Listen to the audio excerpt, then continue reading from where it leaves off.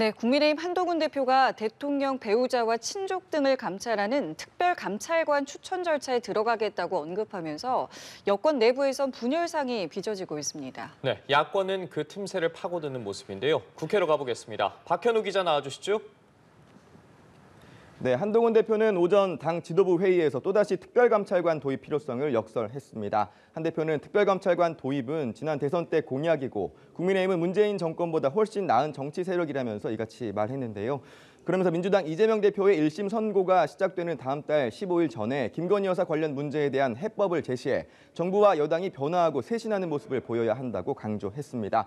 한 대표는 지난 월요일 윤석열 대통령과 면담에서 특별감찰관 도입 절차를 진행하겠다는 뜻을 전했다고 앞서 밝혔었는데 추경호 원내대표는 어제 기자들과 만나 특별감찰관 도입은 원내의 일이라는 입장을 밝히며 사실상 제동을 걸었습니다.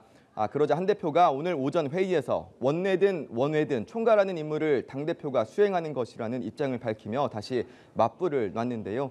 친한계 의원들도 국민의힘 의원들이 모인 SNS 단체 대화방에 특별감찰관 도입을 주장하며 사실상 추 원내대표에 대한 저격글을 올리는 등 한 대표의 힘을 싣고 있습니다. 반면 친윤계로 분류되는 김재원 최고위원은 오늘 회의에서 혁신과 변화라는 이름으로 가해지는 공격의 정도가 금도를 넘어선 안 되고 자해적 행위로 보수 진영의 공멸을 가져올지 모른다는 걱정이 있다며 한 대표와 친한계를 겨냥하는 등 분열상이 빚어지는 모습입니다.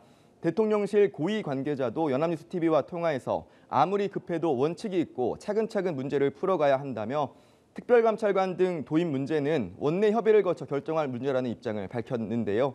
그러면서 한 대표를 향해서는 집권 여당 대표라는 정체성을 가질 필요가 있다고 지적했습니다. 이처럼 여권 내부 분열상이 빚어지자 민주당은 그 틈새를 활용하는 모양새입니다.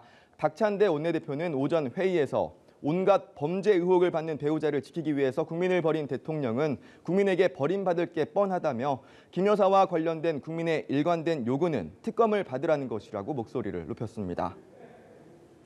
네, 이런 가운데 국회에서는 22대 국회 첫 국정감사가 막바지를 향해 치닫고 있는데 국감 상황도 전해주시죠.